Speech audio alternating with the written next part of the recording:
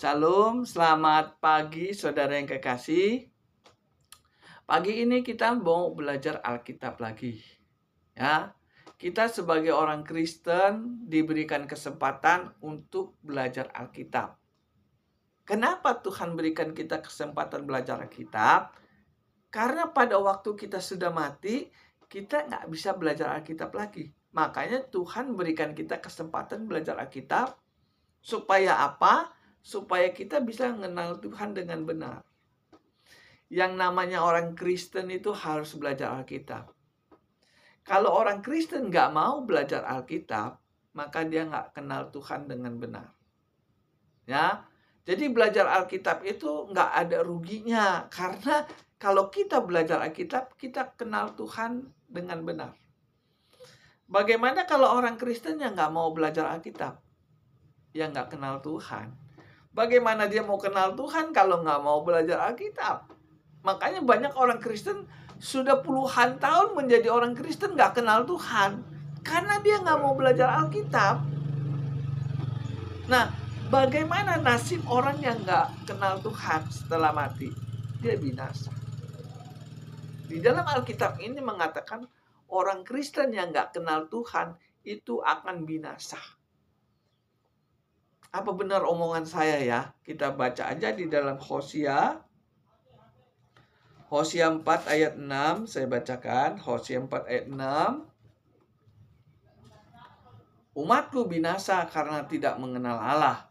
Karena engkaulah yang menolak pengenalan itu, maka aku akan menolak engkau menjadi imamku. Saya baca ulang lagi ya, biar jelas ya. Hosea 4 ayat 6. Umatku binasa karena tidak mengenal Allah. Karena engkaulah yang menolak pengenalan itu, maka aku menolak engkau menjadi imamku. Ngeri ya, umatku. Sekalipun kita umat Tuhan, kalau nggak kenal Tuhan, dibinasakan Tuhan. Kenapa kita tidak mengenal Tuhan? Karena kita menolak pengenalan itu. Artinya kita nggak mau belajar Alkitab. Nah, karena kita nggak mau belajar Alkitab, maka Tuhan tidak mau menjadi imam kita. Imam itu apa? Imam itu artinya pemimpin. Pemimpin rohani. Itu artinya. Imam itu pemimpin rohani. Dia yang membimbing kita masuk ke surga. Namanya pemimpin rohani itu membimbing kita masuk ke surga. Tuhan itu pemimpin rohani kita. Yang bisa memimpin kita masuk surga, itu maksudnya. Jadi kalau kita nggak mau belajar Alkitab, menolak belajar Alkitab, maka Tuhan pun akan menolak menjadi imam kita. Jelas ya? Jadi bahaya sekali orang Kristen nggak mau belajar Alkitab. Orang Kristen yang nggak mau belajar Alkitab, Tuhan tidak mau menjadi imamnya. Tuhan tidak mau jadi pemimpinnya. Jadi nggak boleh sembarangan saudara menjadi orang Kristen. Jadi orang Kristen tuh nggak boleh main-main. Kalau saudara mau menjadi orang Kristen yang benar, belajar Alkitab, baru saudara akan mendapatkan pemimpin yang benar, yaitu Yesus. Yesus itu pemimpin rohani kita. Yesus itu imam kita. Tuhan nggak mau menjadi imam kita kalau kita nggak mau belajar Alkitab. Itu maksud. Berapa banyak orang Kristen yang nggak mau belajar Alkitab? Mereka merasa kalau sudah percaya Yesus nggak perlu lagi belajar Alkitab. Ngongkang-ngongkang. Gue sudah percaya Yesus nggak perlu lagi belajar Alkitab. Tetap masuk surga. Nggak bisa. Saudara, setelah saudara mendapatkan keselamatan, saudara harus belajar Alkitab. Supaya saudara mengenal Tuhan, lalu Tuhan akan menjadi imam saudara. Itu maksudnya. Saudara yang kekasih, pagi hari ini saya ingin berbicara tentang ibadah. Ya, setiap hari Minggu saudara datang ke gereja untuk beribadah toh. Ya, saudara yang nonton YouTube saya ini, setiap hari Minggu kan saudara datang ke gereja kan untuk beribadah. Saudara tahu nggak arti ibadah itu apa? Banyak yang nggak tahu. Saya sebagai hamba Tuhan ingin menjelaskan apa arti kata ibadah itu. Nah, kalau saudara nggak tahu arti ibadah itu bahaya, berarti saudara nggak belajar Alkitab. Nah, orang yang nggak tahu ibadah berarti dia nggak kenal Tuhan. Nah, ibadah itu artinya bersekutu atau persekutuan, kayak contohnya persekutuan doa. Nah, itu artinya beribadah, ya. Ibadah itu artinya bersekutu. Contohnya seperti ini. Bangsa Israel sekutunya siapa? Amerika, Jerman, Inggris. Mereka bersekutu, bersepakat, buat perjanjian. Itu yang dinamakan bersekutu. Jadi ibadah itu, di dalam ibadah itu mengandung perjanjian, mengandung persekutuan, perjanjian. Persekutuan itu artinya perjanjian. Jadi kalau kita beribadah setiap hari Minggu, itu artinya kita membuat perjanjian dengan Tuhan. Kita baca di dalam Mazmur. Di sini ada kata ibadah. Kita baca di dalam Mazmur 100 ayat yang pertama, saya bacakannya. Bentar. Mazmur 100 ayat yang pertama. Ini dia sampai ya. Mazmur 100 ayat pertama. Judulnya Pujilah Tuhan dalam Bait-Nya. Mazmur untuk korban syukur. Bersorak-soralah bagi Tuhan, hai. Mata saya agak buram. Bersorak-sorailah bagi Tuhan, hai seluruh bumi. Beribadahlah kepada Tuhan dengan sukacita. Beribadahlah kepada Tuhan dengan sukacita. Ini kata ibadah ada di sini. Beribadahlah kepada Tuhan. Jadi ibadah itu adalah perjanjian, persekutuan. Ya, ibadah itu arti kata bersekutu. Nah, bersekutu sama siapa? Sama Tuhan. Jadi orang Kristen itu harus beribadah kepada Tuhan. Nah, di dalam perjanjian itu dinamakan bersekutu. Persekutuan doa. Itu artinya. Jadi ibadah itu artinya ada perjanjian dengan Tuhan. Saudara setiap hari Minggu datang ke gereja buat perjanjian sama Tuhan. Itu namanya ibadah. Ya, namanya ibadah itu buat perjanjian. Contohnya gini. Waktu saudara menikah, ya. Saudara menikah itu kan buat perjanjian sama Tuhan. Di dalam Matius 15 ayat yang ke-6 Tuhan mengatakan, apa yang kusatukan tidak boleh diceraikan oleh manusia. Nah, itu termasuk bagian dari ibadah tuh. Orang yang menikah itu buat perjanjian dengan Tuhan. Dan di perjanjian itu tidak boleh bercerai. Dan itu yang dinamakan ibadah. Jadi orang yang menikah itu termasuk beribadah di sama Tuhan. Saya menikah dengan istri saya. Ya, itu termasuk saya beribadah sama Tuhan. Nah, di dalam ibadah itu mengandung perjanjian. Apa perjanjiannya? Kalau sudah menikah, nggak boleh cerai. Orang Kristen yang menikah, kalau dia nggak cerai sampai dia mati, itu termasuk dia sedang beribadah kepada Tuhan. Karena di dalam situ ada perjanjian dengan Tuhan. Nyambung ya? Jadi kalau orang Kristen itu, ibadahnya itu bukan setiap hari Minggu, setiap hari.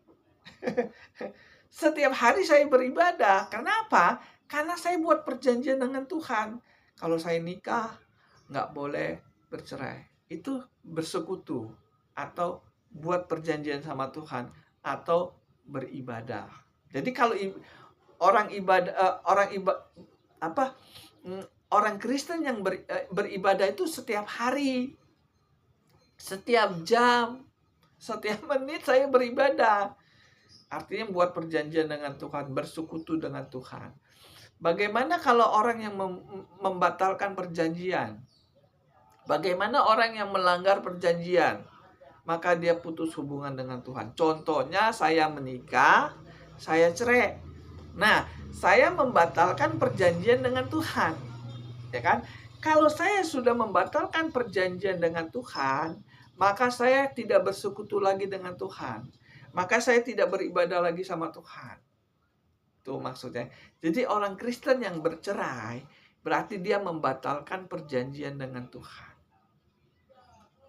Jadi orang Kristen yang bercerai, berarti dia nggak beribadah lagi dengan Tuhan. Ngeri ya omongan saya. Matius 19 ayat yang ke-6, apa yang kusatukan tidak boleh diceraikan manusia. Nah, itu yang namanya bersekutu, buat perjanjian dengan Tuhan. Jadi, ibadah itu bukan hanya sekedar hari Minggu, bukan. Dia harus ada persekutuan, perjanjian dengan Tuhan. Saya menikah nggak boleh bercerai, saya ikat. Perjanjian ini berlaku seumur hidup. Kalau saya menikah sampai saya mati, berarti saya beribadah seumur hidup. Tetapi kalau saya melanggar perjanjian dengan Tuhan, maka persekutuan saya dengan Tuhan bercerai. Jadi kalau orang Kristen bercerai, berarti dia nggak beribadah lagi sama Tuhan. Ya, ini penting saudara yang kekasih. Karena ini menyangkut tentang sorga dan neraka. Kalau kita bersekutu dengan Tuhan sampai mati, kita mati masuk sorga. Tetapi kalau kita melanggar perjanjian dengan Tuhan, maka persekutuan kita dengan Tuhan terpisah. Karena perjanjian kita dengan Tuhan sudah nggak ada kesepakatan lagi. Bisa nggak kita membatalkan perjanjian dengan Tuhan? Bisa. Orang yang membatalkan perjanjian dengan Tuhan berarti dia sudah keluar dari perjanjian itu. Ya, contohnya orang Kristen yang bercerai. Orang Kristen yang bercerai berarti dia sudah pecah kongsi lah namanya. Pecah kongsinya sama Tuhan loh, nggak sembarangan. Kalau dia sudah pecah kongsi sama Tuhan, berarti dia nggak beribadah lagi kepada Tuhan. Dia nggak bersekutu lagi dengan Tuhan. Ya, sangat penting ibadah ini ya. Jadi ibadah itu bukan hanya hari Minggu, setiap hari. Apalagi sih perjanjian kita dengan Tuhan? Yohanes 8 ayatnya ke-11. Saya bacakan ya. Yohanes 8. Mana Yohanes 8 ayat yang ke-11. Saya bacakan. Kata Yesus kepada mereka. Oh salah saudara, saya salah lihat. Ini ayat 56. Ayat yang 11 ya, ayat 8. Yohanes 8 ayat yang ke-11. Maaf saudara, tadi saya salah lihat ayat. Ini yang benar. Yohanes 8 ayat yang ke-11 saya bacakan.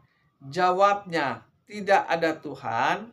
Lalu kata Yesus, aku pun tidak menghukum engkau. Pergilah dan jangan berbuat dosa lagi mulai dari sekarang. Tuhan membuat perjanjian sama wanita pelacur ini. Ini ceritanya begini saudara yang kekasih. Ada pelacur ketangkap berzina. Perempuan berzina itu ketangkap lalu dibawa ke Yesus. Pikiran mereka kalau orang berzina itu kan harus dibinasakan, dibunuh. Tetapi Yesus karena ada kasih karunia, maka Tuhan mengampuni wanita ini. Setelah wanita ini diampuni dosanya, maka Tuhan berpesan, jangan berbuat dosa lagi. Dan perkataan Tuhan ini mengandung perjanjian sama wanita ini. Wanita ini dikatakan Tuhan, aku pun tidak akan menghukum engkau, tetapi jangan melakukan dosa lagi. Dosa apa yang dia lakukan? Berzina. Nah, dan perkataan Tuhan itu mengandung perjanjian. Jangan berbuat dosa lagi.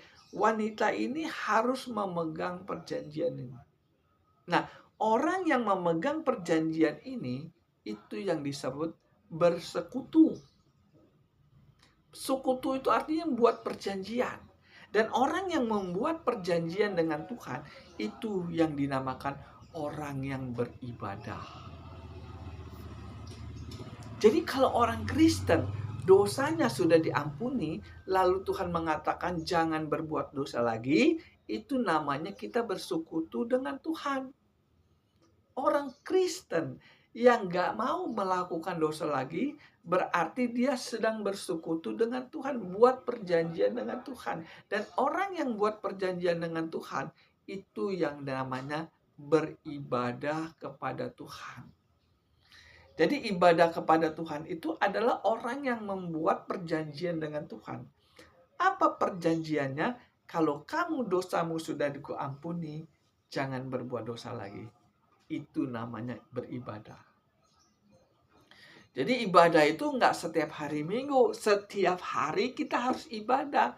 Karena mengandung perjanjian. Saya membuat perjanjian sama Tuhan. Tuhan, kalau engkau sudah menyelamatkan aku, saya nggak boleh melakukan dosa lagi. Kalau saya pegang ayat ini, saya pegang nggak melakukan dosa lagi, berarti saya sedang beribadah kepada Tuhan. Kalau saya beribadah kepada Tuhan, maka Tuhan menjadi imamku, katanya. Jadi kalau orang Kristen yang beribadah kepada Tuhan adalah orang Kristen yang nggak melakukan dosa lagi. Itu maksudnya. Bagaimana kalau orang Kristen melanggar firman Tuhan? Bagaimana kalau orang Kristen yang masih melakukan dosa? Padahal dia sudah ada perjanjian dengan Tuhan, nggak melakukan dosa lagi. Lalu dia melanggar perjanjian itu, maka dia akan terpisah dengan Tuhan. Pecah kongsi. Ya, itu namanya. Kalau orang Kristen masih berbuat dosa, berarti dia sudah nggak beribadah lagi kepada Tuhan. Itu maksudnya. Jadi, saudara harus ngerti Alkitab.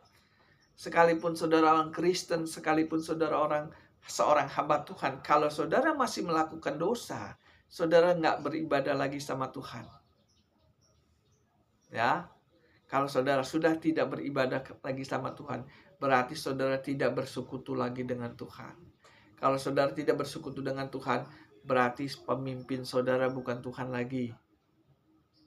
Ya.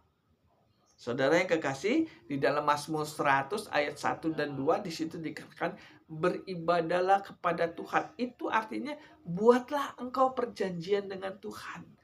Apa itu perjanjiannya? Kalau sudah menikah nggak boleh bercerai.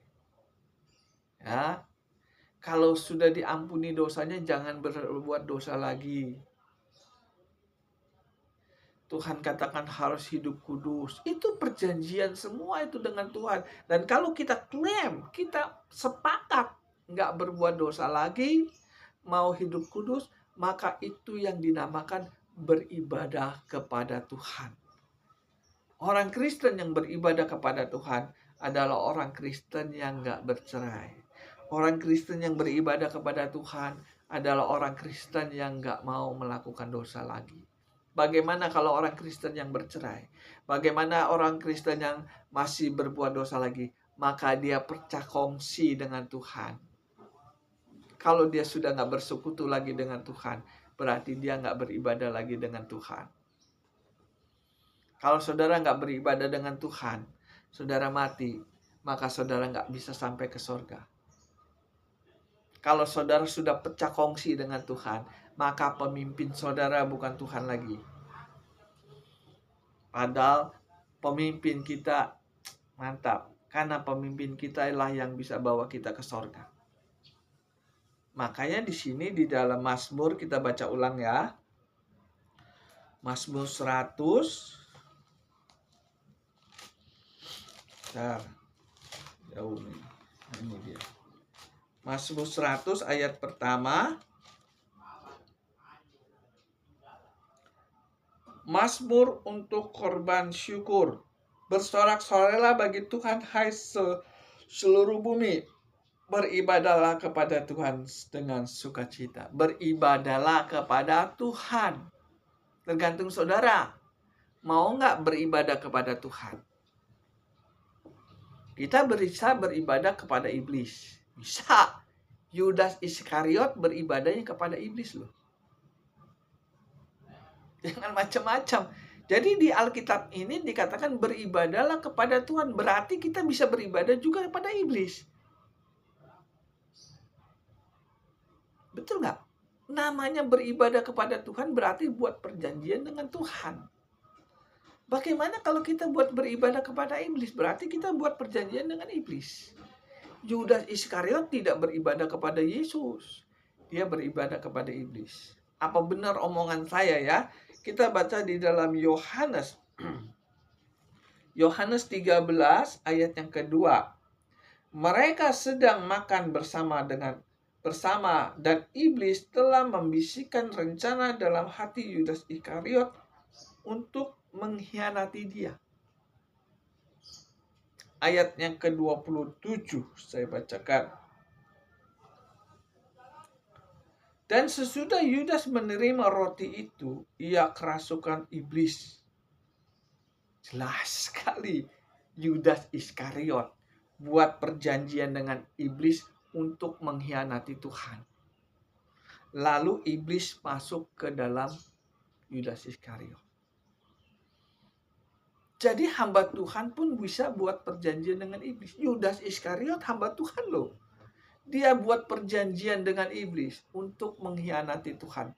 Kalau kita sudah berbuat perjanjian dengan iblis, maka kita beribadahnya bukan sama Tuhan, sama iblis. Ya, saya ingin ini sangat penting. Jadi ibadah itu tergantung kita. Kita mau beribadah kepada Tuhan atau beribadah kepada iblis. Kalau saudara mau beribadah kepada Tuhan, maka buat perjanjian sama Tuhan. Apa perjanjiannya? Kalau sudah menikah nggak boleh cerai. Kalau dosanya sudah diampuni nggak boleh berbuat dosa lagi. Kalau kita sudah membuat perjanjian sama Tuhan, Tuhan mengatakan harus hidup kudus. 1 Petrus 1:15-16, kuduslah kamu sebab aku kudus. Jadi ada kesepakatan antara kita dengan Tuhan. Itu namanya beribadah kepada Tuhan. Tetapi kalau kita melanggar semua perjanjian dengan Tuhan, maka kita buat perjanjian lagi kepada iblis. Apakah ada orang Kristen yang buat perjanjian dengan iblis? Banyak. Apakah ada hamba Tuhan yang buat perjanjian dengan iblis? Ada. Apa perjanjiannya dengan iblis? Kalau dia hamba Tuhan, dia mengkhianati Tuhan. Hamba Tuhan yang mengkhianati Tuhan, dia seperti Yudas Iskariot, bersekutu dengan iblis. Ciri-cirinya apa sih hamba Tuhan yang mengkhianati Tuhan? Kita baca di dalam Matius 7 ayat 26. Ini adalah ciri-ciri hamba Tuhan yang mengkhianati Tuhan. Atau hamba Tuhan yang sudah menyembah iblis. Tidak mau menyembah Tuhan lagi. Ya, Matius 7 ayat 26 saya bacakan. Tetapi setiap orang yang mendengar perkataanku ini dan tidak melakukannya, ia sama dengan orang yang bodoh yang mendirikan rumah di atas pasir. Tetapi barang siapa yang sudah mendengar perkataanku ini dan tidak melakukannya, ia sama dengan orang yang bodoh. Jadi pendeta, orang Kristen yang sudah baca Alkitab, lalu dia tidak mau taat, maka orang ini sudah pecah kongsi dengan Tuhan. Orang Kristen, hamba Tuhan yang sudah tidak mau melakukan firman Tuhan, berarti dia tidak bersekutu lagi dengan Tuhan.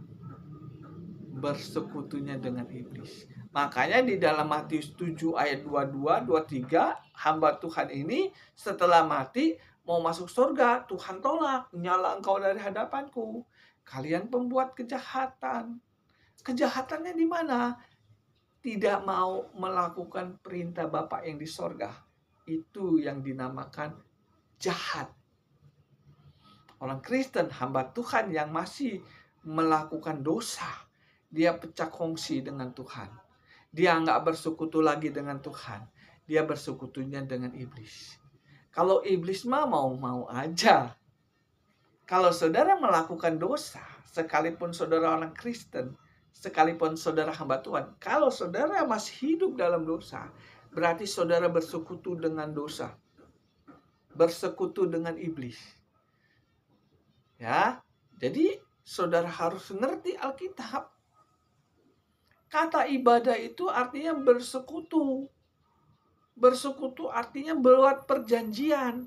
Nah, saudara mau bersekutu sama siapa? Saudara mau buat perjanjian dengan siapa? Kalau saudara ingin membuat perjanjian dengan Tuhan, kalau sudah menikah nggak boleh cerai. Kalau sudah dosamu sudah diampunin, jangan berbuat dosa lagi. Saudara harus hidup kudus. Itu yang dinamanya bersekutu dengan Tuhan. Itu yang dinamai beribadah kepada Tuhan. Tetapi kalau kita melanggar ini, maka dia kembali lagi kepada bersekutu dengan iblis. Maka yang menjadi orang Kristen tuh nggak segampang apa yang saudara pikirkan. Nggak segampang apa yang saudara pikirkan. Saudara merasa kalau udah sehari Minggu pasti dosa saudara diampunin. Ya enggak. Kadang-kadang kita datang ke gereja kita nggak ngerti. Setiap hari Minggu kita datang ke gereja, muji nama Tuhan, bayar kolekte, bayar perpuluhan, ikut perjamuan suci, tapi nggak ada perjanjian dengan Tuhan. Seperti ritual. Tahu ritual? Kebiasaan. Kebiasaan yang nggak ada hasil. Saudara datang ke gereja, saudara harus buat perjanjian dengan Tuhan. Itu namanya yang beribadah kepada Tuhan. Selama saudara ke gereja nggak ada perjanjian dengan Tuhan, maka saudara tidak beribadah kepada Tuhan. Ya, ini sangat penting. Ibadah itu artinya bersekutu. Bersekutu itu artinya perjanjian dengan Tuhan. Tergantung saudara nih mau beribadah kepada Tuhan atau beribadah kepada iblis. Kalau saudara ingin beribadah kepada Tuhan, jangan berbuat dosa lagi. Jangan, kalau udah nikah nggak boleh cerai. Udah gitu nggak boleh menikah dengan janda cerai atau duda cerai hidup. Ya, itu namanya bersekutu dengan Tuhan. Makanya saudara yang kekasih, saya ini tiap hari beribadah kepada Tuhan. Karena apa? Karena saya diikat dengan perjanjian Tuhan. Seumur hidup. Menikah seumur hidup nggak boleh cerai. Itu namanya beribadah. Tapi kalau saudara sudah bercerai, berarti saudara tidak bersekutu lagi dengan Tuhan. Pecah kongsi. Maka pada waktu saudara bercerai, saudara pecah kongsi sama Tuhan, maka saudara tidak beribadah lagi kepada Tuhan. Beribadahnya kepada iblis. Makanya Tuhan mengatakan tidak menjadi jaminan orang yang menyebut nama Yesus masuk surga. Ya, tidak menjadi jaminan hamba Tuhan yang berdiri di atas mimbar, beritakan firman Tuhan, diterima Tuhan masuk surga. Tidak menjadi jaminan setiap hari Minggu kita beribadah kepada Tuhan. Tidak menjadi jaminan. Saya kadang-kadang melihat, saya ngomong harus apa adanya. Saya kadang-kadang melihat hamba Tuhan itu setiap hari Minggu beribadah. Bahkan dia menggali firman Tuhan. Tetapi dia melanggar firman Tuhan. Mereka bukan beribadah kepada Tuhan, beribadah kepada iblis. Ya, ibadah itu setiap hari, bukan setiap hari Minggu. Setiap hari, setiap detik kita harus beribadah. Jadi kalau saudara ngerti Alkitab itu enak. Ibadah itu berarti kita menjalankan perintah Tuhan. Arti beribadah sama Tuhan itu artinya kita mengikuti perintah Tuhan. Setiap hari kita beribadah, setiap hari kita melakukan perintah Tuhan. Kalau kita sudah melanggar perintah Tuhan, maka kita tidak beribadah lagi kepada Tuhan. Beribadahnya kepada iblis. Kita baca lagi Mazmur tadi ya, Mazmur 100 ayat yang pertama. Ini sangat penting. Mazmur mana nih? Susah nyarinya nih saudara. Saya kadang-kadang melihat hamba Tuhan itu bingung. Setiap hari Minggu beribadah, tapi berbuat dosa juga jojong. Ya, Mazmur 100 ayat pertama, bermazmur untuk korban syukur. Bersorak-sorailah bagi Tuhan, hai seluruh bumi. Beribadahlah kepada Tuhan dengan segenap hati. Jadi kalau saudara ingin beribadah kepada Tuhan, saudara harus buat perjanjian dengan Tuhan dulu. Setelah saudara buat perjanjian dengan Tuhan, maka saudara disebut bersekutu dengan Tuhan. Dan setelah saudara menjalankan firman Tuhan, maka itu yang dinamakan beribadah kepada Tuhan. Tidak menjadi jaminan namanya orang Kristen itu beribadah kepada Tuhan. Tidak menjamin hamba Tuhan itu beribadah kepada Tuhan. Tergantung dia mau nggak mengikuti perintah Tuhan. Kalau dia mau melakukan perintah Tuhan, dia beribadah kepada Tuhan. Ya, jelas ya. 1 Tesalonika 4 ayat yang ke-7. Allah memanggil kita bukan untuk melakukan apa yang cemar, tetapi apa yang kudus. Ini yang dinamakan beribadah kepada Tuhan.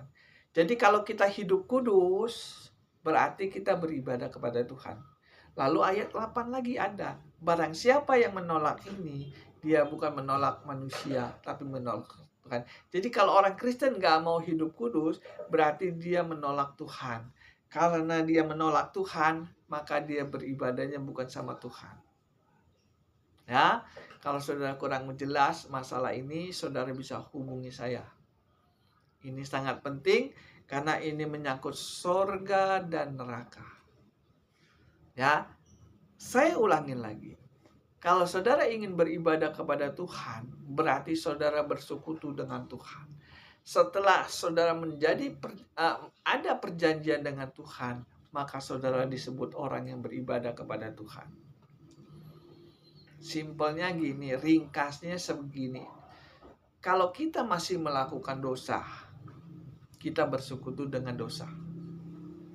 Kalau kita berhidup kudus, berarti kita bersekutu dengan Tuhan. Karena 1 Petrus, kita baca ya 1 Petrus 1 ayat 15.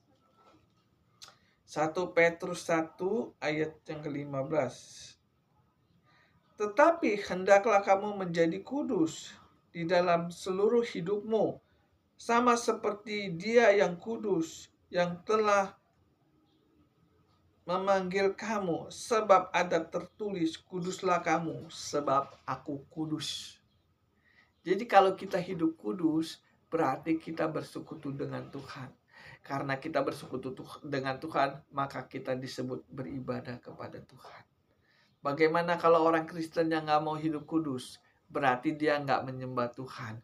Berarti dia gak bersekutu dengan Tuhan. Dia bersekutunya dengan iblis. Jelas ya? Jadi masuk surga itu tidak segampang kita membalikan tangan. Ya, orang cari duit aja susah. Ya kan?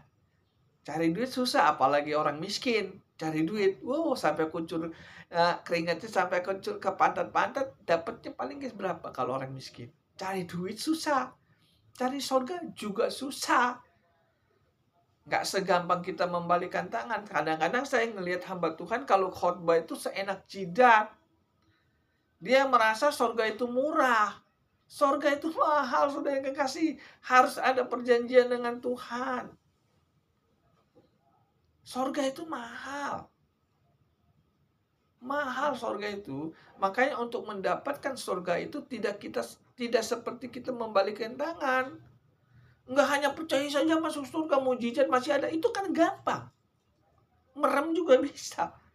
Tapi itu nggak bisa menyelamatkan.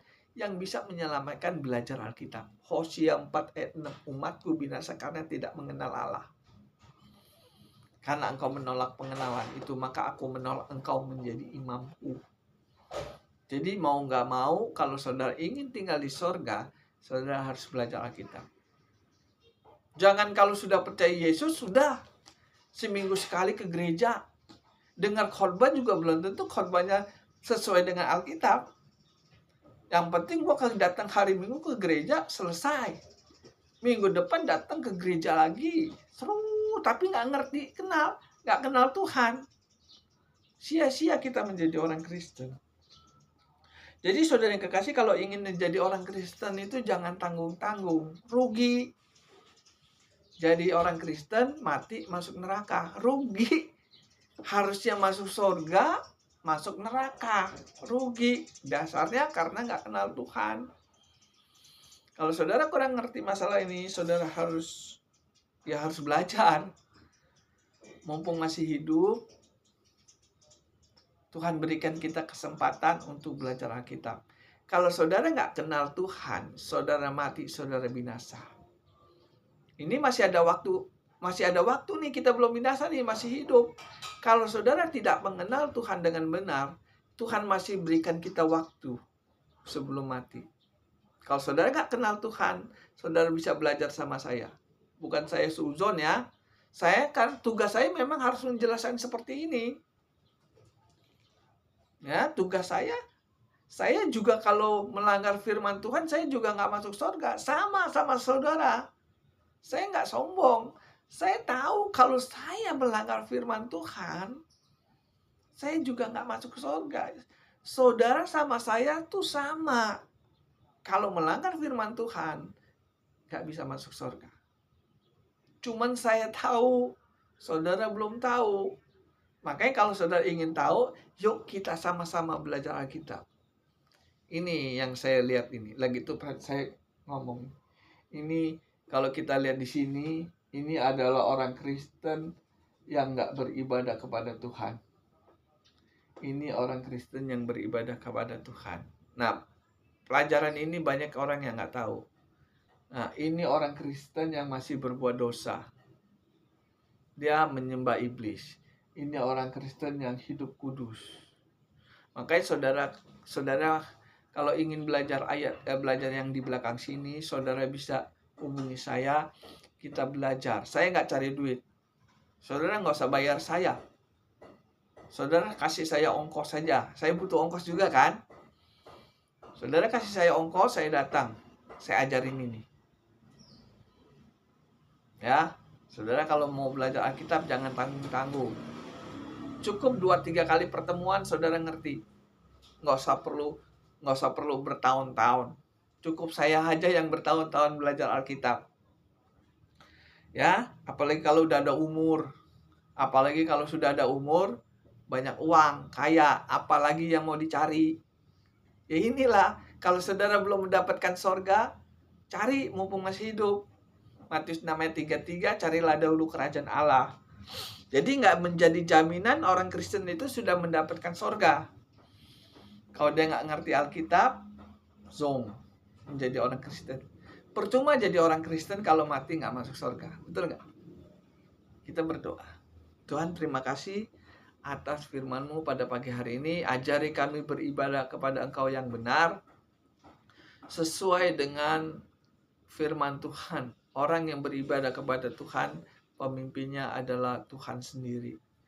Terima kasih atas firman-Mu pada pagi hari ini yang indah. Yang nggak tahu menjadi tahu.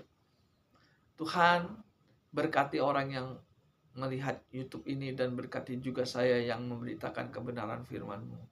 Dalam nama Yesus, haleluya. Amin.